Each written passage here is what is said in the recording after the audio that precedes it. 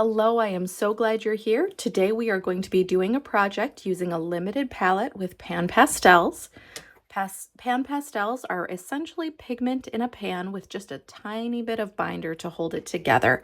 That is one thing they are well known for, and why they are so loved is just this bright, beautiful pigment. Now today I have the full 5-color set here that you can get. As a set, it'll come with the colors and the tools with white, yellow, red, blue, and black. I was just going to look Hansa yellow, permanent red, and ultramarine blue specifically. But today we will probably just be using these 3. I don't use white too much, especially on a paper like this. It won't hold it very well. And for the black, I think I'm just going to bring out the darks with charcoal or maybe a China marker if we need. Now, I did want to talk about the tools that go along with it. We have sponge tools, or, well, I guess both of these are soft tool sponges. Soft is spelled with 2 F's. You can get them in different sizes and shapes. Some people like to use the stick version better. I honestly love to use this triangle sponge. The way I first started using PanPastels was honestly with makeup brushes, but I do only recommend that technique if you have a grippier paper than this is. As far as the sketch and the reference photo that I'm going to be working from, I will have a link in the notes. And I just wanted to share for the sketch that I have here, what I did was sketch the image on watercolor paper. But I wanted to show you that you can honestly experiment these with just plain old printer paper. So this is, I guess it's a step above plain printer paper. I have plain printer paper here that I'll use for showing mixing colors. And this is probably a little closer to cardstock. It's just a tiny bit thicker, but it will still hold the PanPastel well enough to try out. The other way that's fun to experiment is you can honestly even use this in a coloring book. I used to do that all the time with my kids. They would come in the studio and want to work on something, and I discovered that these work super, super great for them coloring on a coloring page because it just has enough texture to hold the PanPastel. All right, so before we get started on the bird, I would like to do just a little bit of warm up and practice with color mixing. We actually probably won't do too much color mixing on this tutorial, except for right now. I love when I'm working with bold colors like this, I love to let them stand on their own. I don't like to be too detailed. I'm not really trying to make the perfect brown or the perfect green out of these colors. I want them to flash on the page and be a whole lot of fun. So this isn't an in-depth technique on the perfect blending or anything like that. It is really just to get the pastels on the paper and have some fun. So I'm going to start with yellow. With PanPastels, anytime there's a yellow, I do recommend starting with it. So they usually can be worked dark to light, like a soft pastel, but they are transparent. So it's also good to work light to dark. So what I tend to do is start with, when I'm using a limited palette for sure, going light to dark, excluding whites. I don't put any whites in until the very end. So one could say that I do a mid-range values, then my darkest value, then I'll put in my lightest value. And that is because the white isn't as transparent as the rest. If you've used soft pastels before in the stick form, you'll know those are an opaque medium, which means you can't see through it. So they are usually best dark to light. Because PanPastel is transparent, it's a little more of a dance between the two. Start with your lightest mid-tone or your lightest color, and then your darkest before you go into your tints or your lights. They do sell these.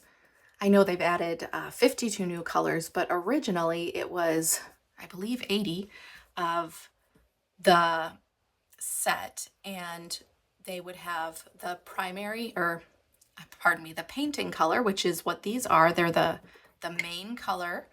Then they would have a shade, which is slightly darker, an extra dark, which is a lot darker, and they would also have a tint, which is the same color but lighter. So for each color, you would have 4 different tones of that color. For the 5-color painting set, you just get the regular painting colors. And I find that if you are willing to put in the time and play around, you can really get a good range of colors with these. You can still make some beautiful art. The last thing I want is for someone to buy the entire full set, try it once, and then give up altogether.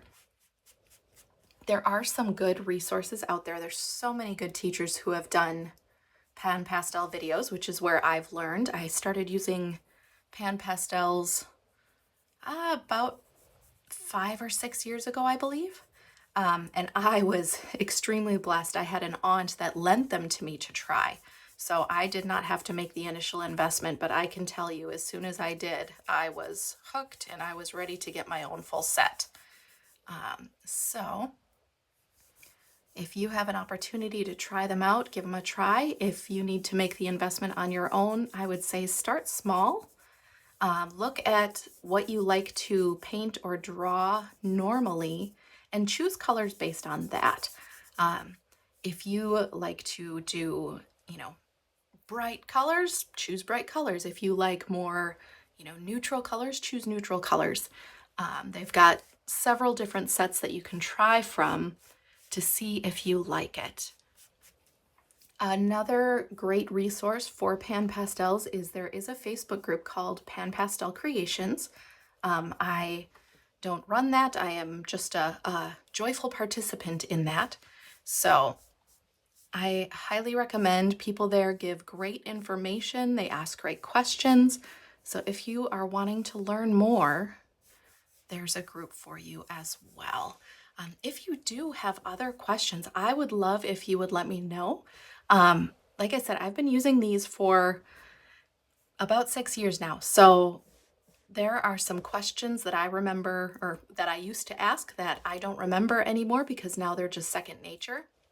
So if these are new to you or if you have a question about something, please let me know because I would love to do more of this with just providing quality information to you for these.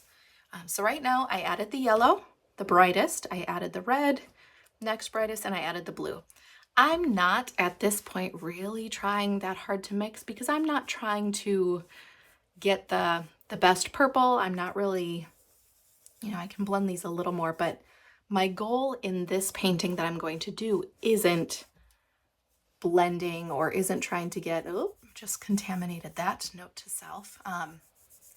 But it's not really trying to get the perfect orange and how do you blend that just right. It's really just to show you that you can get some tones in there.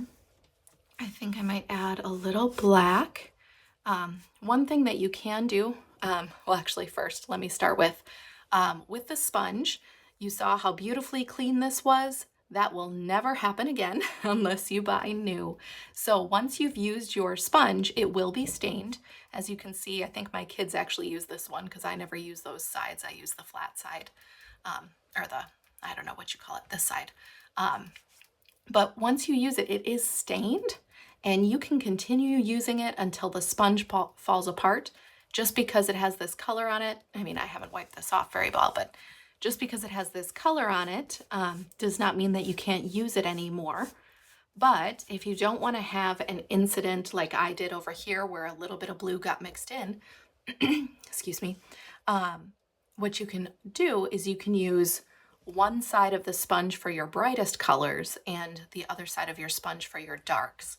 So that can kind of help reduce contamination. I could maybe use one side for yellow and red if I was mostly working in the red, yellow and red, orange category, and the blue for the opposite side if I really wanted to. Now I will do some white. I'm not expecting too much to show on this page, but it's worth experimenting. Oh, it's showing up better than I thought. Okay, so that is good to know. When I am working with PanPastel, I typically use a Reeves BFK paper, which is like a printmaking paper. If I know that I want to have a pretty quick instant painting, I might use some mixed media, water miscible oil, or like a Chinese ink with it. It can take a lot, and add PanPastel with that. I will do that kind of paper.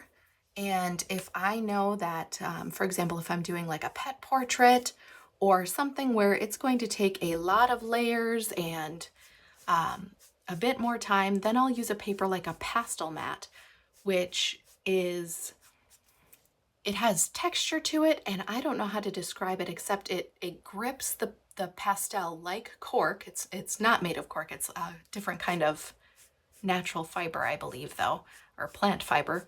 But it grips the pastel beautifully. But because it does that, it takes a lot of layers to get a smooth color if that's what you're looking for. So if I know, hey, it's going to take me a lot of layers, I'm really trying to get the detail in, really trying to make this look realistic, then I will use pastel mat, which I think is my favorite paper overall. And with pastel, the more that you get on the paper, the more that you can blend it. So now that I've gotten a few layers of color on here, which is pretty good considering it's just printer paper, I can start to move it a whole lot better than I could those initial layers. If you do find that you really love the blended look, or you want to put a little bit of color on, but you want it to blend really well, they do have this colorless blender. I honestly don't use it all that much, but I think that's just because I haven't found a need to. Usually I accomplish what I want to in several layers. Just to test out, let's do some of this black. I almost never use black, only because I use the extra dark colors already provided by PanPastel, and they have gorgeous color combinations there. All right, so that was pretty dark. Blend it up a little bit. It's one thing I've noticed is the black color goes a long way with just a little bit. So if you don't want your picture to go too dark, use sparingly, which is part of why, excuse me, part of why I say that I'll use charcoal when I want to bring out the darks again, because it's a little more controllable, especially because I do like to do different lines. All right.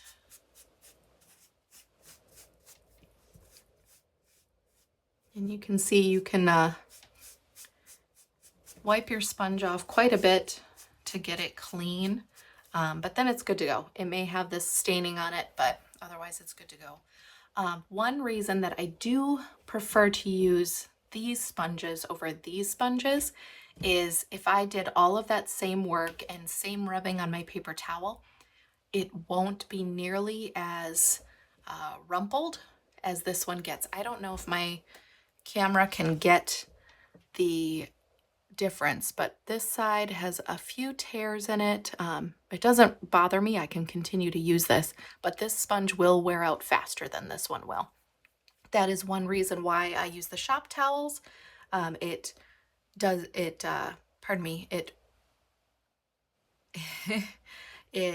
does not ruin it quite as fast or use it up quite as fast, but it still does. Okay, when I'm done with one side of the sponge, I can just flip it and start anew. Okay, the other reason I do like PanPastel is because there is very little dust. There's a tiny bit here, but not much. If I really needed to, I could just pound it out quick on a paper towel or over the garbage, but there is very, very little dust, especially when you're working on a smoother paper.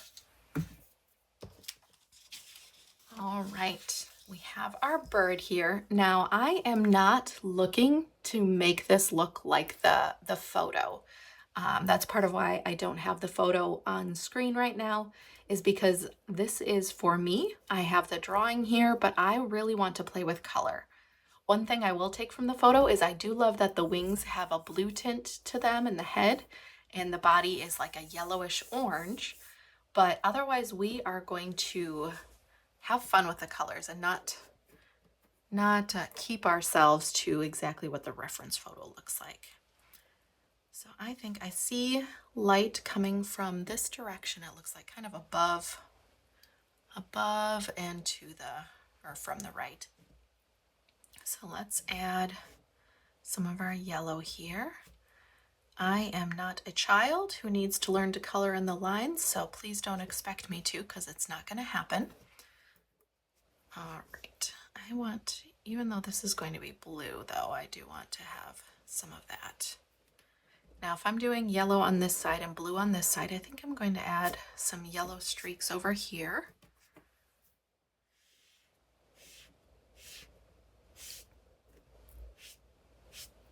And I really just want this to be a fun play with color. I'm going to let the darks and lights make the form look realistic, which is part of why I did the sketch the way I did. But as far as the colors go, I'm going to play around. I did more red on here than I truly wanted, but we'll work with it. So you can mix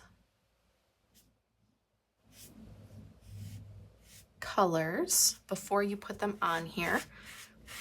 It is a little bit of a delicate dance. It is by far easier with makeup brushes if you are working on a different kind of paper, but you can go ahead and mix the colors right in the pan and get more of an orangey color. The red kind of overtakes it, but the risk is when, I'll do it for demonstration's sake, but when I dip this back in here, it contaminates my yellow. So when you're mixing colors in the pan, you want to go just like your paper, lightest to darkest. And if you can avoid mixing the two together, or, you know, mixing the dark into the lighter color, especially yellow. Yellow just seems to be the problematic color when it comes to that. Every bit shows, but it is still fixable. You just have to grab it fresh, and I can still use this. Why waste it?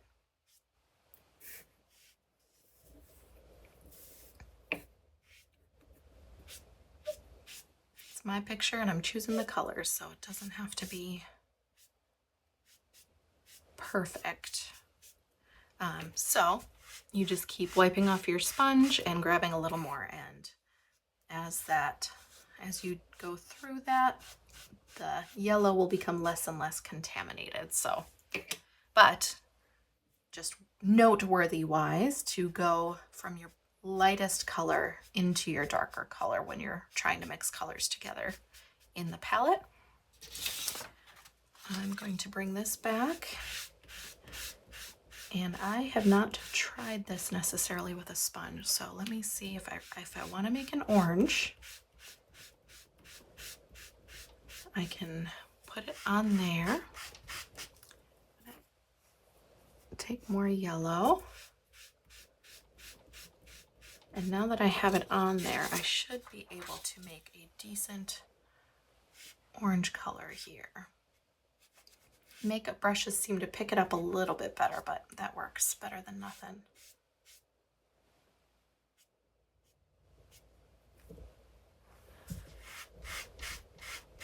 I'm terrified, just information that has nothing to do with actually painting, but I am terrified of doing live videos.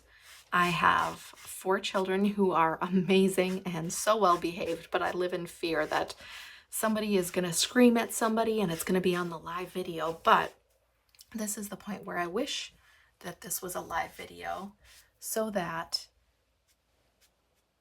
you could ask questions and I could answer them in the moment.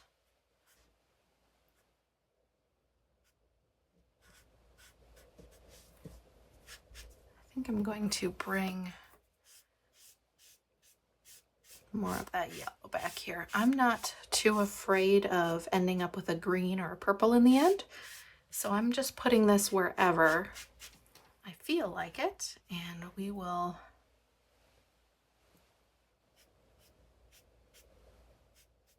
see what happens when I add the other colors. All right, actually I need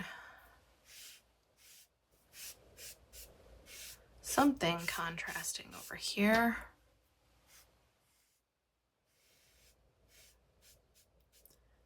With PanPastels, I will note, and this was the case since the first time I've used it and almost every project I've done since, it may not be pretty when you first get started. They are a layering medium, and it is after doing multiple layers that the picture really begins to come out looking gorgeous. So if yours looks like this, do not worry, because that is part of the way they work.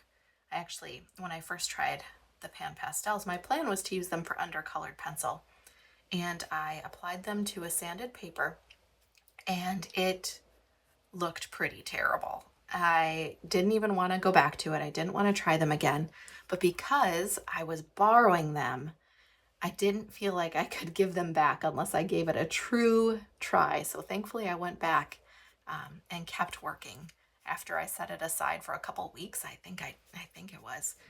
And I'm so glad I did, because it really is in the layering process that these begin to look gorgeous. Now, I am not expecting a gorgeous masterpiece out of this. I don't normally work with these colors, and this really is just an experiment to say, hey, how do these feel? Could I be more interested in using these as a medium? So don't go into this thinking, oh, if it's not a gorgeous picture, then I am done. I never want to touch these again, because especially if you are following along and using a limited color palette, you may find that it's not a gorgeous masterpiece that you want framed, or yours may turn out gorgeous, but it's all about doing the process, not what the result is. All right, I think I want to darken this. I'm using a little bit of a technique called, I probably shouldn't even try to pronounce it. It's like chiaroscuro or chiaroscuro without it spelled in front of me. I'm not even sure how to say it. But anyway, it's a technique where usually if you have dark background, you're going to have a light foreground. So in areas where the background is really dark, you're going to make sure the form in front of it has light, and vice versa. If the background is really light, you're going to make sure the form has dark.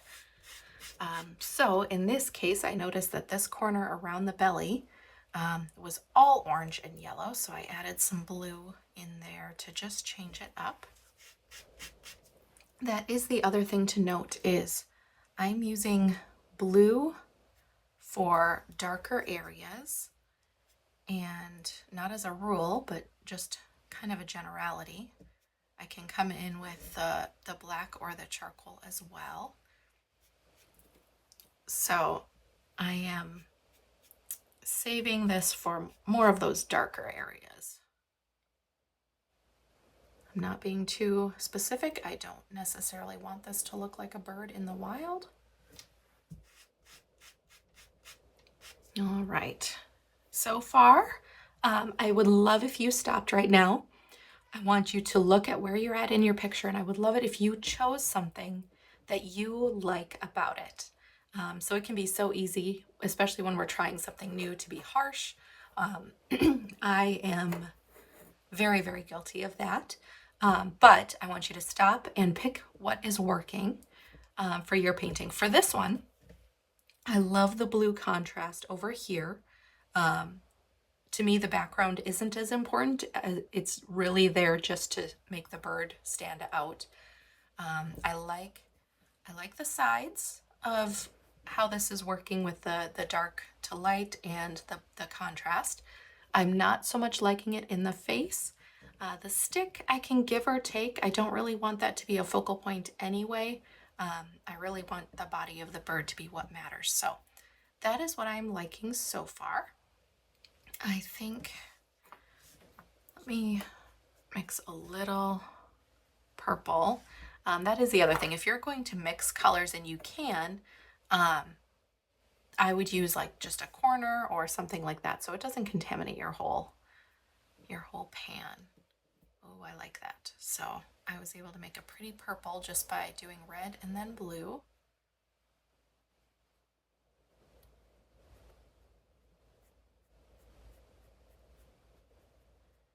And now, since I'm using this tool, I am not even going to try with the little feet. I might do that with the charcoal, but as far as this picture goes, I am not going to try to get those little feet in very specifically. It's not the end of the world.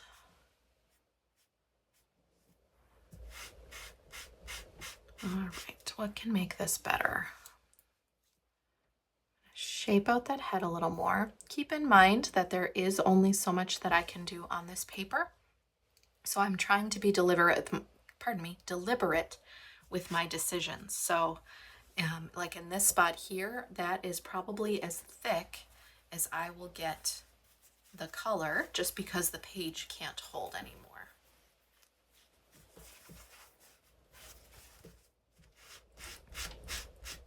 But I like where that's headed.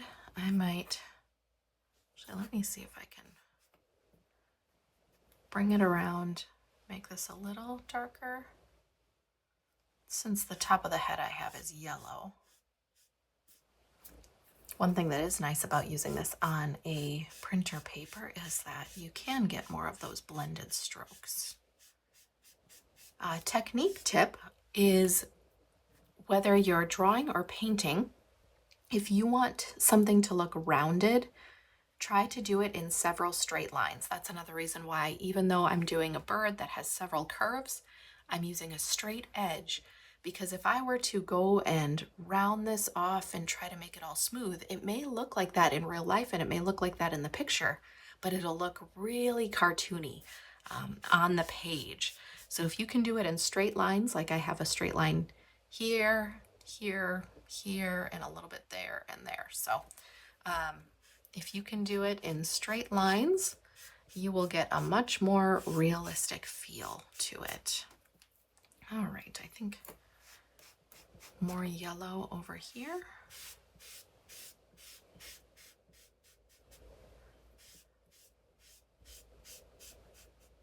I actually haven't done a limited palette like this in quite a while.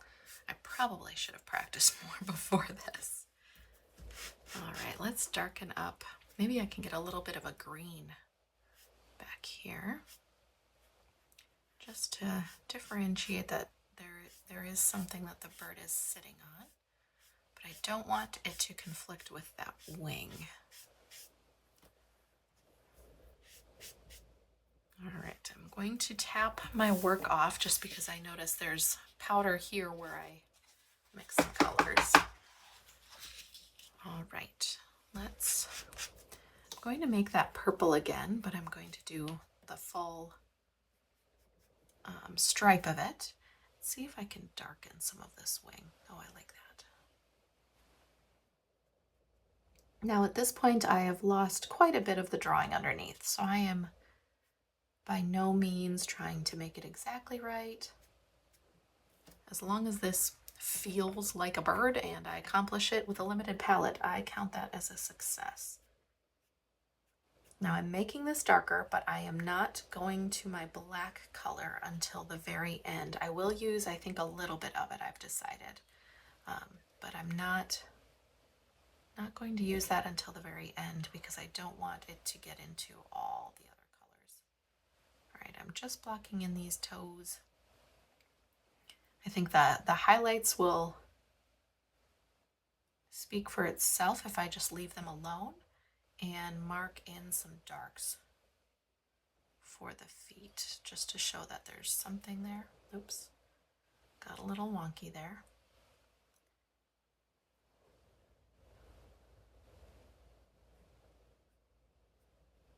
You can erase, sorry, this is really dirty, but this is a kneaded eraser. And normally if I'm doing something like this, I just don't care. I'm not going to erase it, but a kneaded eraser will grab PanPastel off the page. So you can push down and pull up, or you can actually make lines if you wanted to get some fun texture looking here. Maybe I want to make the background look a little bit more energetic. Make this stick look less boring. So you can use a rubber or a kneaded eraser with PanPastel. You can use a rubber eraser as well. But normally I don't. If I'm just, well, I guess normally I don't anyway. Either I'm fixing a problem with multiple layers, or I am doing something like this where the result does not have to be perfect, and that is just fine. So I don't use erasers often, but I do like the texture that it can give and the energy in the background that you can't necessarily accomplish any other way. So, all right, let's see if I can use that purple color just to darken the beak more.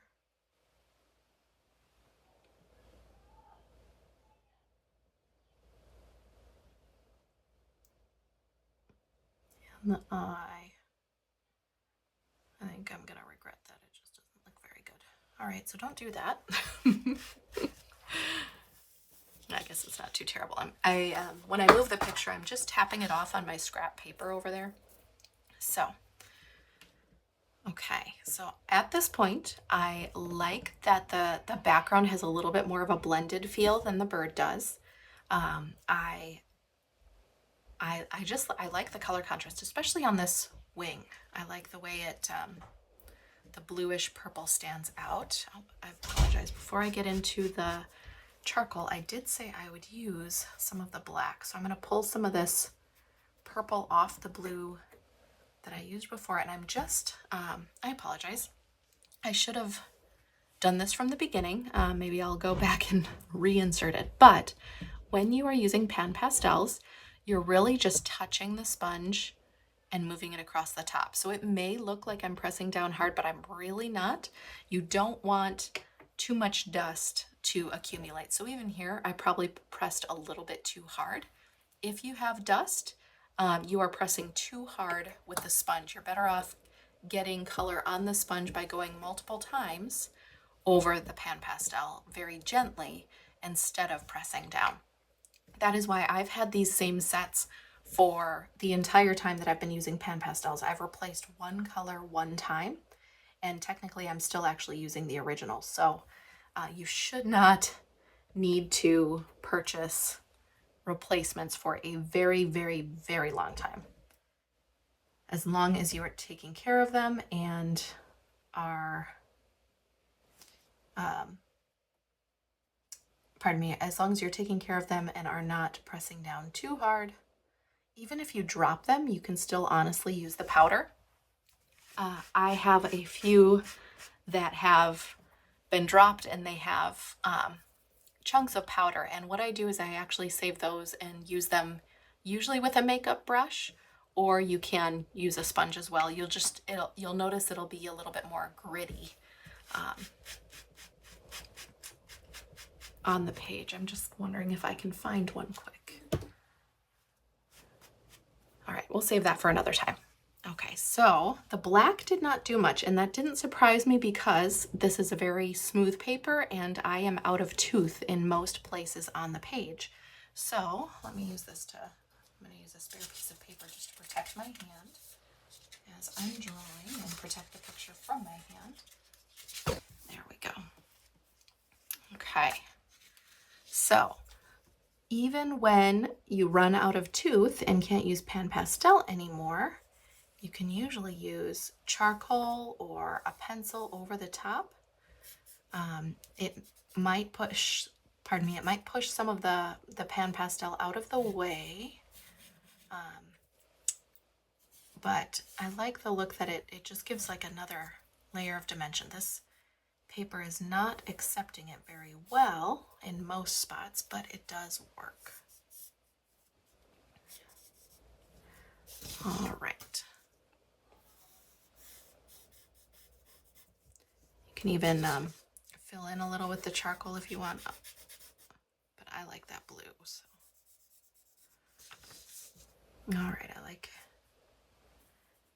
this tail. I think I've decided that more than the head, I really want the focus to be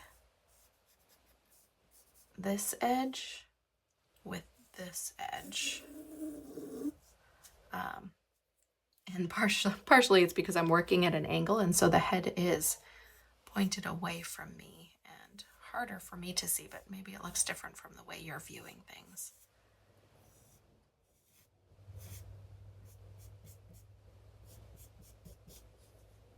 I actually kind of like the way that turned into more cartoon style with it outlined.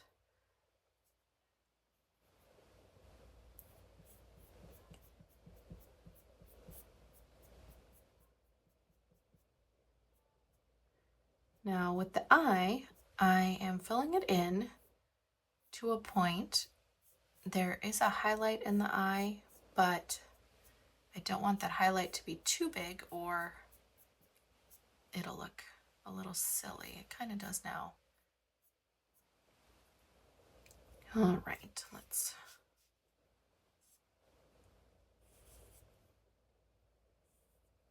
Yeah, I shouldn't have done that with the eye. I think I liked it better.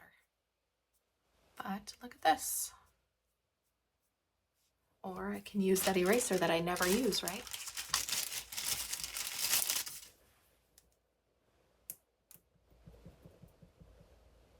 I just didn't like the way since everything else on the outside is outlined, I don't necessarily want the eye outlined, if that makes sense.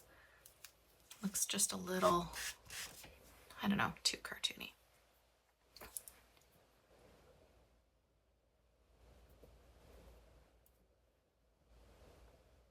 All right. I think I'm good with that. Let me add one thing that you may have noticed in my artwork is I love cursive. Usually I am working in fountain pen, but even if I'm working with charcoal, I love those, I love those fluid elements in the background. Oh, I love, so because this paper is smooth, rather than necessarily adding charcoal onto the surface, in a lot of spots it's taking it away, and I love that look.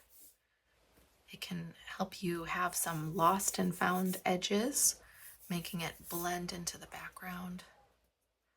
All right, I think I'm going to keep those lines here because this is where I want the focus. I want it less on the face, especially because to me this face does not look great. So trying to see if I can bring it back a little. I have not once, since we've started this video, I have not once looked at the actual reference photo. I made a note of it before we started, but otherwise I have been going just on what I feel like putting where. So that's part of why this is looking less realistic and just more playful, which is the look I was going for. If you really want your bird or whatever you're working on to look realistic, then you should probably spend just as much time looking at your reference than you are at your picture itself. All right, I'm not sure if that made it better or worse, but it changed it, so we'll count it. Let's see, is there any place that I feel like using white? I think we will, just because if it gets messed up, it doesn't matter, right? So put some at the top, some on the shoulder. I do like that. Now, when you are applying white, be cautious that the colors underneath will rub on there. So I'm going to use the other side before I go over this yellow and red. Unless you want that multicolored look, which might be kind of cool. All right.